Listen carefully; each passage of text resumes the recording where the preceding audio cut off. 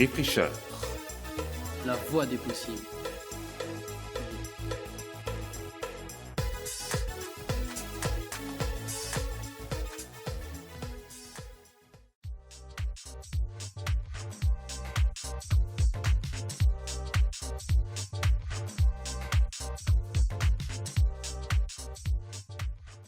Bonjour à toutes et à tous, nous sommes à l'espace Django, au 4 impasse Kiefer à Strasbourg, dans le quartier du Neuhof. Nous sommes avec Mourad Mabrouki. Bonjour Mourad. Bonjour. Mourad, vous êtes responsable de l'action culturelle à l'espace Django. Quel est exactement votre rôle au sein du centre? Si vous pouvez faire une petite présentation. Oui, alors Django, c'est un peu un projet à trois piliers. Il y a d'abord tout ce qui est programmation, mais je pense qu'on en parlera après. Il y a le projet, il y a le volet accompagnement, et puis il y a aussi tout ce qui est action culturelle. Donc action culturelle, c'est vraiment le rapport au territoire. On touche à l'éduc pop. Mon job à moi, c'est de réduire la distance au maximum avec ce qu'on peut proposer ici et le territoire de manière générale. Le quartier du Neuhof est en rénovation, il y a beaucoup de changements, notamment l'arrivée du tram qui a apporté, on va dire, un sentiment de renouveau. L'espace Django, c'est une salle de concert à la base, il y a une médiathèque gérée par la ville qui est ici, une école de musique. Concrètement, quelles sont les actions de cet espace qui entrent dans cette volonté de changement ? Alors d'abord ici, pour vous présenter un peu l'histoire, c'est une grande colocation culture. Donc il y a la médiathèque évidemment, gérée par la ville de Strasbourg, une école de musique gérée par le CSC qui fonctionne très bien, la médiathèque aussi, et puis nous qui gérons la salle de concert et puis l'aspect parfois un peu plus bâtimentaire, sécuritaire, réglementaire de la chose, donc en gérant la salle de concert. Il y a donc la programmation des concerts, mais autour de ça, il y a aussi des actions de votre part. Voilà. Quelles sont ces actions ? Alors on pourrait en parler longtemps, déjà même dans la programmation en tant que telle, on a des formats plutôt particuliers qui sont par exemple des quartiers libres. C'est des soirées un jeudi par mois où on a décidé de redonner la parole un peu au public et que ce soit le public qui devienne acteur de la scène, bien dire entre nous, spectateurs. Donc par exemple ça va de la jam session, où tu peux venir avec ton instrument, échanger avec d'autres musiciens dans des conditions pro, belle lumière, un sondier, etc. Et te mélanger avec d'autres musiciens, amateurs ou professionnels. Donc c'est vraiment comment on permet la pratique amateur un peu d'entrer aussi dans des équipements comme le nôtre. Il y a comme le prochain des blind tests par équipe, avec un comédien et un DJ d'un soir, qui est en l'occurrence notre programmateur, qui ambiance tout ça, mais c'est vraiment ultra participatif, ultra festif, où on a encore le Soul Train, le fameux Soul Train, où on a remis la danse à l'honneur, parce qu'on se rendait compte que, en fait, en Europe, de manière générale, quand on danse beaucoup avec le haut du corps, et qu'il y avait une espèce de truc où tu lâchais pas un peu les vannes. Et donc on a voulu remettre la danse à l'honneur, c'est assez simple, c'est un groupe de funk et de soul qui joue, 2 à 3 heures, un tapis de danse au milieu et tu viens faire ton pas de danse le plus funky au milieu. Et tout ça c'est des formats à prix libre, ça questionne vraiment ce que tu viens voir et puis ça vient récompenser aussi tous les gens qui travaillent pour faire cette soirée. On fait énormément de visites de salles, mais c'est des visites un peu 2.0, tu viens découvrir la salle pendant les balances d'un concert, pendant le travail d'un groupe en résidence, toute la journée. On prend le goûter avec les artistes, les jours de concert on mange avec les artistes, l'équipe technique, administrative, les bénévoles, montrer que c'est aussi tout un flot de métiers qui gravitent là et qu'il y a besoin de beaucoup de monde pour faire si ce n'est qu'une seule soirée. Et c'est une manière de casser un peu les barrières symboliques qu'il peut y avoir à la fréquentation d'une salle de concert. De l'extérieur c'est un peu ce gros bateau amiral orange et nous l'idée c'est que tu habites à 300 mètres ou à 3 heures de route, tu saches qu'ici il y a une salle de concert et que tu t'y sentes bien. Donc il y a ces formats-là, je fais un petit module de découverte au vinyle pour les musiques actuelles. Je m'adapte évidemment au groupe que j'ai en face de moi, mais ça va des tout petits aux seniors, aux personnes en situation de handicap, à des gens en extrême précarité. Enfin vraiment, on a des groupes de toutes sortes qui viennent sur ces face A, face B. C'est vraiment comment tu comprends les rouages de la création un peu différemment, que tu te rendes compte ce que ça veut dire un temps de préparation de concert, qu'est-ce que ça veut dire que d'être là en résidence et de travailler ton son, ta lumière, enfin c'est de faire rentrer les gens là-dedans de manière bienveillante. Et qu'ensuite on puisse les amener ailleurs. On fait aussi beaucoup d'ateliers, des ateliers sur temps très court, en relation avec la prog et des personnes du quartier qu'on estime être les bonnes personnes pour participer à ces ateliers, mais on a aussi des ateliers sur temps long, et là ça dépasse vraiment... En fait, dès qu'on est ici à Django, on parle de musique. Par contre, dès qu'on sort sur le quartier et à l'extérieur, c'est vraiment art et culture tout confondu, le spectre est hyper large, on s'autorise tout. Et on est plutôt hyper offensif sur le genre, donc on a ces ateliers, on intervient à des endroits qu'on estime nécessaires. Par exemple, la parentalité est un gros enjeu sur le quartier. On y est beaucoup, on fait beaucoup d'ateliers parents-enfants, des projections, des ateliers de pratique artistique, mais tu viens pratiquer avec ton môme. On a des ateliers avec le handicap, parce que historiquement, on a beaucoup de structures du handicap sur le quartier. C'est assez incroyable et c'est des vraies villes dans la ville, des lieux un peu cloisonnés, donc on a toujours eu envie d'aller un peu les sortir, nous c'est dingue, mais de l'autre côté, à 10 mètres en face de nous, il y a Adèle de Globitz qui est une énorme structure et qui recense beaucoup de handicaps différents et ça leur permet à eux de sortir et à nous aussi de sortir un peu de notre zone de confort et d'aller inventer de nouvelles formes. Ça, c'est pour les choses dites classiques. Et puis après, on a des trucs qui sortent un petit peu du lot, des choses qu'on a appelées espaces tiers. Nous, depuis qu'on est arrivé là, si tu prends une carte du Neuf, Django, c'est en plein milieu. Et on est un peu obsédé à l'idée d'aller toucher les gens dehors, d'inventer même une saison pluridisciplinaire de territoire et de mettre des bulles d'oxygène un peu partout sur le quartier à notre sauce. Donc pour ce faire, on a 2 trucs qui sont assez chouettes. On a des commandos artistiques, une fois par mois, qui arrivent par surprise dans des lieux où on ne nous attend pas, où on n'attend pas une certaine forme de culture en tout cas.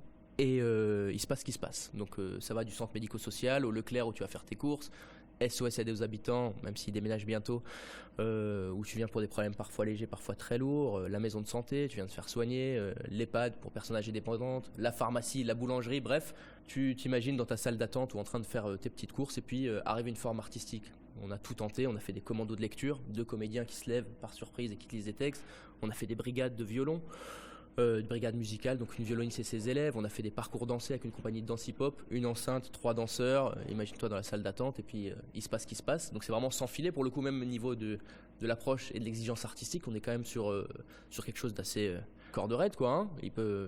Ça peut bien comme mal se passer, mais on a de la chance, ça s'est toujours hyper bien passé. Et là maintenant, on va être sur du clown et du mime. Du coup, l'idée, c'est absolument pas de faire venir les gens ici, même si finalement après ils posent des questions, mais c'est plutôt de mettre que tout le territoire du Neuf soit un peu notre terrain de jeu, un peu un laboratoire et d'essaimer un petit peu toutes ces formes artistiques là partout. Et pour les plus petits, 3-6 parce qu'ils viennent difficilement au concert à la maternelle, après tu peux encore y aller, mais on fait des récrés artistiques.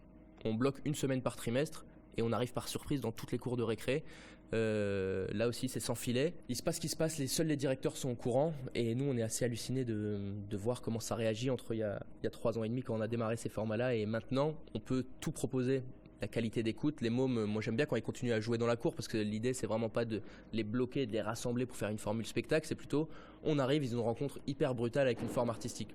Et voilà, maintenant on propose de la musique contemporaine, de la danse, du rap, de la fanfare, du rock et les mômes ont une qualité d'écoute vraiment qui progresse et qui est devenue assez incroyable et en plus les artistes reviennent après dans la classe, dans une classe par école, parce qu'il y a quand même un paquet d'écoles sur le quartier, pour faire un petit atelier de pratique ou juste un moment de découverte, tu découvres l'instrument de l'artiste que tu as vu par surprise dans ta course, sauf que là c'est dans un moment plus posé, tu peux poser des questions, et puis les directeurs et les profs sont au courant, donc ils peuvent capitaliser l'air de rien, en fait tout le trimestre sur ta venue, mais sans le dire.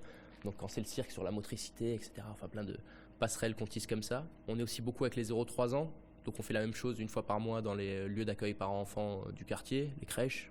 Et ça c'est voilà pour les actions pirates. Oui, donc du coup il y a une grosse palette d'actions autour de la salle de concert. Donc ça va au-delà. Justement, juste pour revenir un peu à la programmation rapidement, ce qui est intéressant aussi, c'est que vous adaptez votre programmation au quartier en fait, à la vie du quartier, à ce qui se passe, aux populations. Comment on fait pour adapter une programmation ? Est-ce qu'on va prospecter avant ? Est-ce qu'on demande aux gens leur avis ? Ou alors on tente des choses, vous parliez de laboratoire, on tente des choses et on voit comment ça fonctionne. Alors je l'aurais pas amené tout à fait comme ça, mais il y a un peu de ça. Benoît, notre programmateur, on défend l'émergence ici, donc pour caricaturer à l'échelle de Strasbourg quelque chose entre le Molodoil et une laiterie. Mais c'est des choses qu'il faut accompagner. Benoît aime bien dire musique des mondes. Avant, c'était une salle spécifiquement de musique du monde. Là, on aime plutôt dire musique des mondes. Donc, tu vas pouvoir ici, selon ta curiosité, trouver aussi bien du rap français que de l'opéra, que du rock, voire du métal. Une fois, on aimerait bien en faire plus. Mais c'est pas forcément ce que toi, t'as dans ton casque. Si on fait du rap français, c'est pas forcément celui qu'ont les jeunes adultes du quartier dans leurs oreilles. Mais on essaye de pousser en programmation, avec les actions que moi je peux mener, à un petit pas de côté. Viens écouter ça, il y aura aussi quelque chose qui va sans doute te faire tilter. Et puis là, on a quand même tissé un vrai lien de confiance. Et puis les gens même ne connaissant pas le groupe en question, viennent simplement parce qu'ils se disent je vais encore avoir une bonne surprise musicale. On développe aussi des programmes pour faire connaître ces propositions-là. On a des écoutes de prog, tu vois, tu viens une fois par trimestre, on passe 1 heure ensemble, le programmateur explique ses choix, on écoute un peu de musique ensemble, 1 ou 2 morceaux, ça te permet de mettre une oreille sur ce qui va se passer dans la programmation. Et moi je complète souvent avec toutes les actions qu'on peut mettre en jeu autour, et du coup les gens, et on a toujours présenté ce projet de manière globale. On a toujours dit qu'on était un peu plus qu'une salle de concert et qu'on voulait le défendre comme ça. Pour nous c'était aussi important d'aller faire un concert aux fenêtres, donc c'est un concert en bas des tours qu'on fait au printemps sur 8 spots différents du quartier, que d'avoir 400 personnes ici en salle. Tout est sur la même ligne. Le taux de fréquentation de l'espace Django est, je l'imagine, en hausse depuis que vous êtes arrivé. Comment est-ce que vous avez vécu ça? Est-ce que c'est une grande hausse? Est-ce que les gens viennent par eux-mêmes ou est-ce qu'il faut encore un peu les pousser? Expliquez-nous un peu. Oui, on est content. L'espace Django est de plus en plus fréquenté. Même quand on fait des coups, jeudi dernier, on a fait une soirée techno, je crois que c'était la première en 3 ans. Où on s'était dit nous-mêmes, ça c'est une grosse prise de risque, mais on a construit ça de manière intelligente avec 2 groupes locaux, dont un qui a été constitué lors du Pelpas Festival. C'est un versus entre 2 groupes locaux, donc 2 groupes qui s'affrontent, qui composent, qui créent ensemble, auquel on a greffé un groupe qui est, à mon avis, l'avenir de l'électro ou de la techno française, qui est Contrefaçon. Et puis on s'est dit on tente le coup. Honnêtement, ça sentait une soirée difficile, hein. Et puis finalement, on a fini quasi complet. C'est ce genre de choses qui nous font dire que on peut faire de la techno avant 3h du matin, on peut le faire dans une salle de concert, pas obligé d'être en festival, si c'est bien construit, bien amené. Oui, nous forcément on est content que la fréquentation soit en hausse, mais on n'en fait pas une obsession non plus. Notre obsession, c'est plutôt tout ce pack global, action culturelle, accompagnement, programmation, que ça fasse écho de manière générale.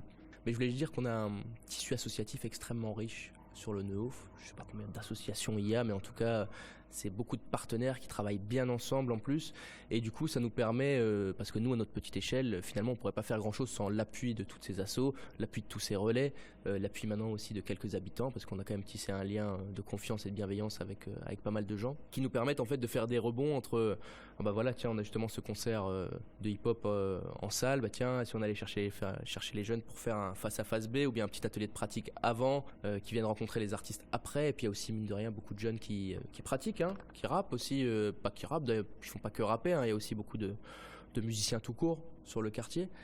Et c'est comment on va les chercher. Là maintenant on a la chance d'avoir un adulte relais avec nous, un attaché de médiation culturelle. C'est quoi exactement? Alors c'est un dispositif qui en fait te permet à un habitant d'avoir un poste dans une structure associative de son quartier de résidence, qui a trait soit au domaine social, sportif ou culturel.